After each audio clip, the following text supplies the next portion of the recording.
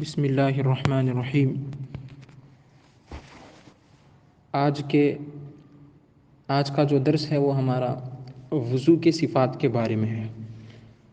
وضو کے صفات 4 ہیں، یعنی وضو جو ہے کبھی فرض بھی ہوتا ہے، اور وضو بعض کاموں کے لیے واجب ہوتا ہے، اور بعض وضو سنت ہے اور بعض مستحب ہے۔ فرض کب ہے، واجب کب ہے، سنت کب ہے، کون سا وضو سنت ہے، کون سا وضو مستحب ہے، کون سا فرض ہے، یہ ہم آج کے درس میں جانیں گے۔ تو 4 صفات ہیں وضو کے، ایک فرض ہے، ایک واجب ہے، ایک سنت ہے، ایک مستحب ہے۔ فرض کب ہے وضو کرنا؟ نماز کے لیے۔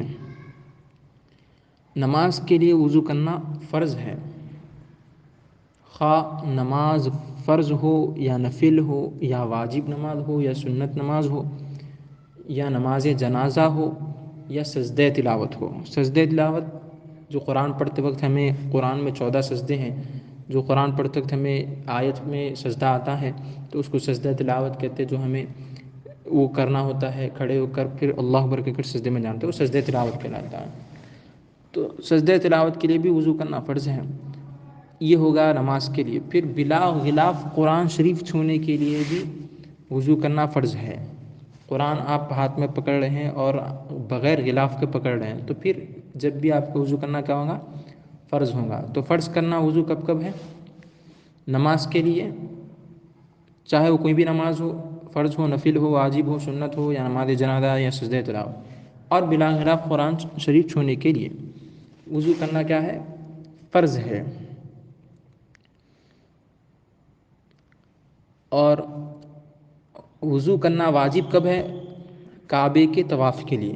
جب ہم کعبے کا طواف کرنے جائیں گے تو ہمارے لیے وضو کرنا کیا ہوگا؟ واجب ہے۔ اور سنت ہے غسل سے قبل۔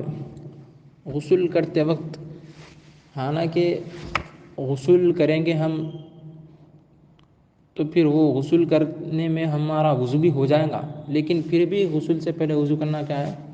سنت ہے۔ یہ ہو گئے 3 چیزیں، فرض، واجب، سنت۔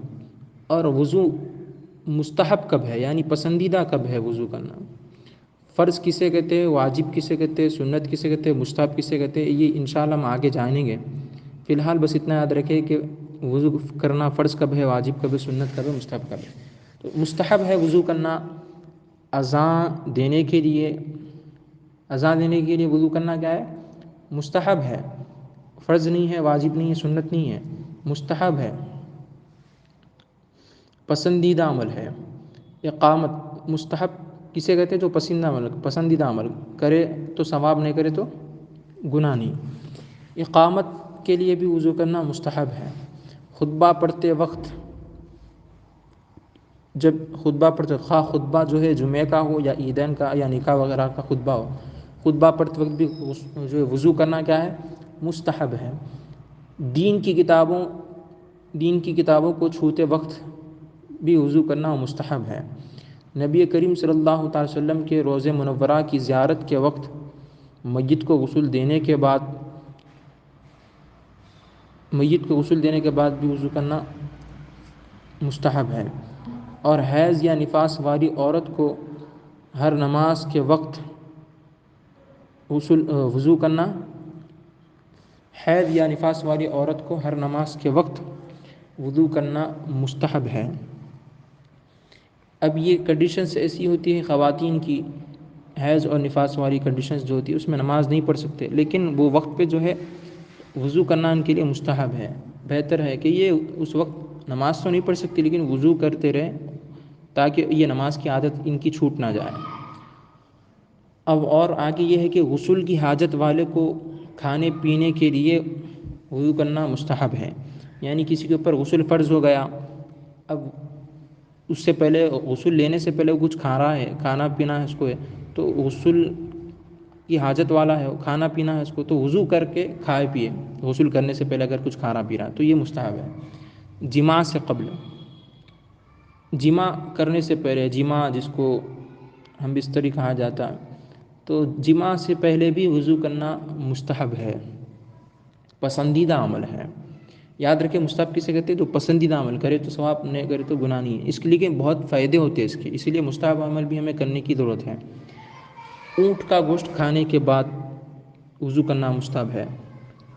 عضو مخصوص کو چھو لینے پر، یعنی ہمارا جو عضو مخصوص ہوتا ہے، جو شرمگاہ ہوتی ہے، اس کو اگر ہم ہاتھ لگائے تو یعنی جب جیسے کھجارا وغیرہ آتا ہے کبھی تو اس کو ہاتھ لگا لیتے، تو ایسے وقت میں وضو کرنا پھر ہمارے اوپر مستحب ہے۔ وضو ٹوٹتا نہیں ہے، وضو فرض نہیں ہوتا، لیکن مستحب ہے کہ پھر وضو کر لیں۔ کسی عورت کے جسم کو چھونے پر، کسی عورت کو ہم چھو رہے ہیں تو وضو ہمارا ٹوٹتا نہیں ہے، لیکن مستحب ہے کہ وضو کر لیں۔ اور جھوٹ اور غیبت کے بعد، جھوٹ بات کہہ دیے یا غیبت کر دیے تو اس کے بعد بھی وضو کرنا کیا ہے؟ مستحب ہے۔ غیبت کرنے سے، جھوٹ بولنے سے وضو ٹوٹتا نہیں ہے۔ اب یہاں پہ وضو کے مسائل ہم جان رہے ہیں تو صرف وضو کے تعلق سے بات ہوگی، ورنہ جھوٹ بولنے سے، غیبت کرنے سے وضو نہیں ٹوٹتا، لیکن ایمان چلا جاتا ہے، اس سے بہت بڑا گناہ ہے یہ۔ تو یہاں پہ بات یہ وضو کی چل، اس لیے صرف وضو کے اوپر بات ہم کریں گے۔ اور قہقہا لگانے پر، یعنی جو آواز سے ٹھیٹھی ٹھاٹا جو ہم کر کے ہنستے ہیں، تو قہقہا لگا کے آواز سے جو ہنستے ہیں اس کے بعد بھی وضو کرنا مستحب ہے۔ اور سوتے وقت بھی وضو کرنا مستحب ہے، سونے سے پہلے وضو کر کے سونا، سو کر اٹھتے ہی جو ہے فوراً وضو کر لینا مستحب ہے۔ ہر نماز کے لیے اگرچہ آپ باوضو ہیں پھر بھی آپ وضو کر رہے ہیں تو یہ مستحب ہے، پسندیدہ عمل ہے۔ تو آج کے درس میں ہم نے یہ چیزیں جانی ہیں کہ وضو کرنا فرض کب ہے، واجب کب ہے، سنت کب ہے، مستحب کب ہے۔ ان باتوں کو ہمیں ذہن میں رکھنے کی ضرورت ہے۔ اور مستحب عمل ہمیں کوشش یہ کرنی ہے کہ ہم مستحب عمل بھی جو ہے، مستحب عمل پر بھی ہم عمل کرنے کی کوشش کرتے رہیں، مستحب عمل پر بھی ہمیں عمل کرنا چاہیے، مستحب کام کو بھی ہمیں نہیں چھوڑنا چاہیے، کیونکہ اس کے بہت سارے فائدے ہوتے ہیں۔ اللہ تعالیٰ سے دعا ہے کہ اللہ ہمیں دین کی سمجھ عطا فرمائے اور دین پر عمل کی توفیق عطا فرمائے۔